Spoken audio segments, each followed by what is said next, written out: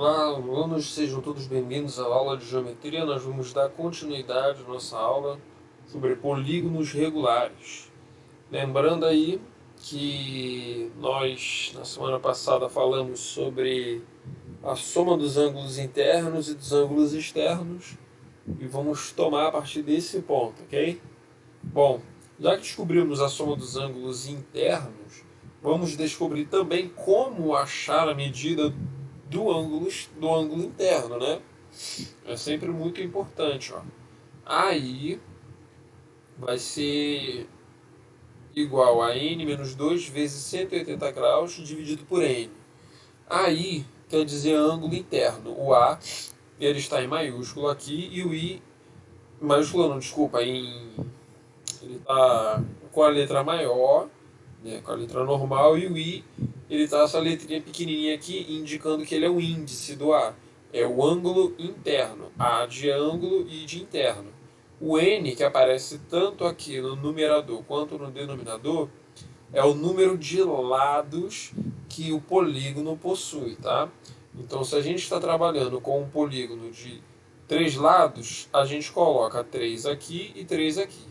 Se a gente estiver trabalhando com um polígono de 10 lados, colocamos 10 aqui e 10 aqui. Beleza? Aplica a fórmula e descobre exatamente a medida do ângulo interno.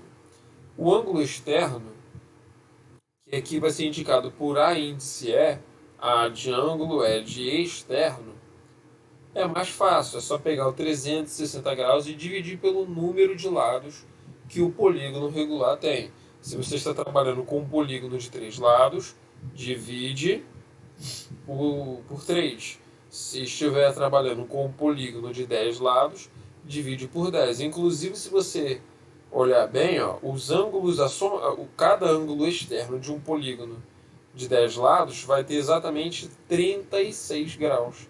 Porque no 10 é só cortar o zero com o zero, vai ficar 36 sobre 1, que dá 36. Tá? Só aí a título de curiosidade.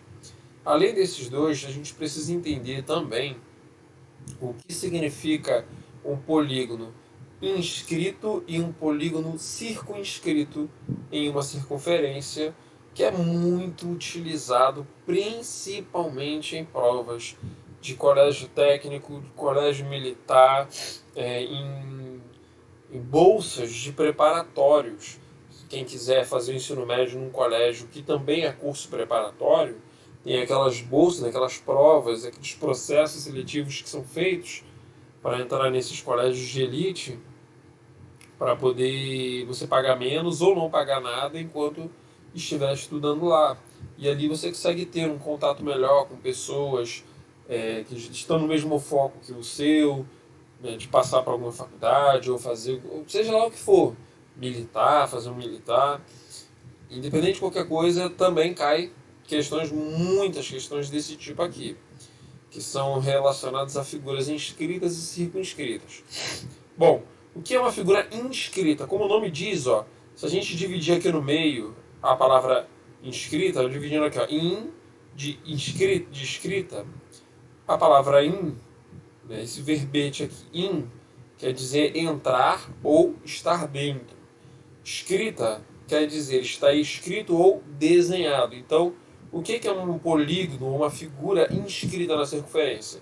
É uma figura desenhada dentro da circunferência, tá?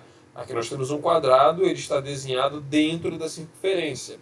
Se você reparar bem, ó, sempre que você desenhar uma figura inscrita na circunferência, os vértices dessas figuras devem tangenciar a circunferência, tá vendo? Se você reparar, os vértices desse quadrado estão exatamente em cima da circunferência. Se fosse um pentágono, ia ter 5 vértices, os 5 vértices teriam que estar em cima da circunferência. É uma característica própria das figuras ou dos polígonos inscritos em circunferência, tá? Temos aí, ó, a figura circunscrita. A palavra circum quer dizer o quê? Ao redor de. e inscrita desenhado. Então é o polígono que ele é desenhado ao redor da circunferência, tá? Ó. E lembrando que a circunferência vai ter que tocar todos os lados do polígono quando estiver dentro do polígono. Quando a figura estiver circunscrita a uma circunferência, todos os seus lados tocam. Se você reparar bem, quando ela está inscrita, os seus vértices tocam a circunferência. Quando ela está circunscrita, os seus lados tocam. Esse lado está tocando nesse ponto aqui, esse lado está tocando nesse ponto, esse lado nesse, esse lado nesse. Aqui nós temos o raio da circunferência, que onde a circunferência e o polígono se encontram, nós podemos encontrar o raio exato aqui, ó. Lembrando aqui, ó, nós temos o lado da circunferência. Se você reparar, ó, o lado da circunferência vai ser o diâmetro dessa circunferência aqui, ó, porque vai pegar, ó, a medida daqui até aqui é a mesma medida daqui até aqui. Então, ó, o raio vai ser metade do lado da circunferência, tá? Só título, por enquanto, só título de curiosidade. Bom, aqui vem a cereja do bolo da nossa aula de hoje. Se você esquecer tudo que eu te mostrei até aqui agora, você vai se arrebentar, é óbvio.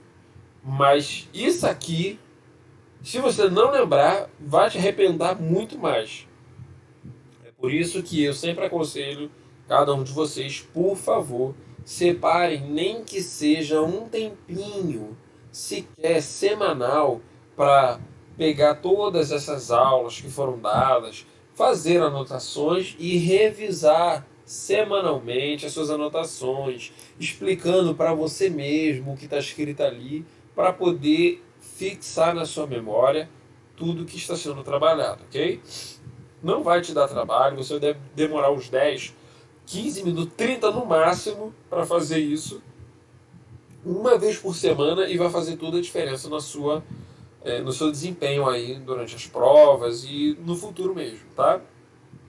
Isso aqui é extremamente importante, que é a relação entre os ângulos opostos de um polígono, olha aqui, ó, inscrito. Isso só funciona para polígonos inscritos. Temos aqui um quadrado, tá ok? Poderia ser qualquer outro quadrilátero sem problema nenhum, tá? Poderia estar torto, poderia ser apenas um retângulo qualquer, mas aqui, a título de exemplo, eu coloquei um quadrado. Bom, a medida, olha só o que diz essa relação entre ângulos opostos. A medida do ângulo A, aqui está o ângulo A, mais a medida do ângulo C, que é o ângulo oposto a ele, ó, o A está aqui, o C está oposto, está do outro lado. A soma deles dois, do ângulo daqui com o ângulo daqui, tem que dar 180. Do mesmo modo, a soma do ângulo B com o ângulo D, que é o seu ângulo oposto, também tem que dar 180.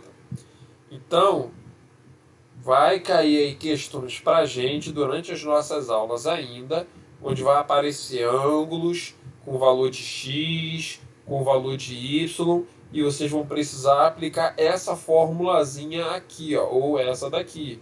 Sempre lembrando os ângulos opostos, a soma dos dois tem que dar 180.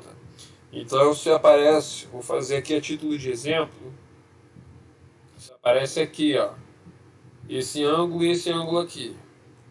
Esse aqui aparece 50 graus.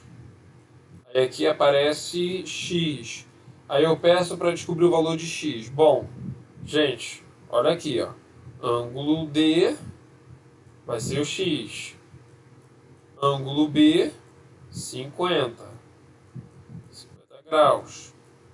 É uma soma igual a 180. Aqui é uma equação de primeiro grau, fácil de resolver.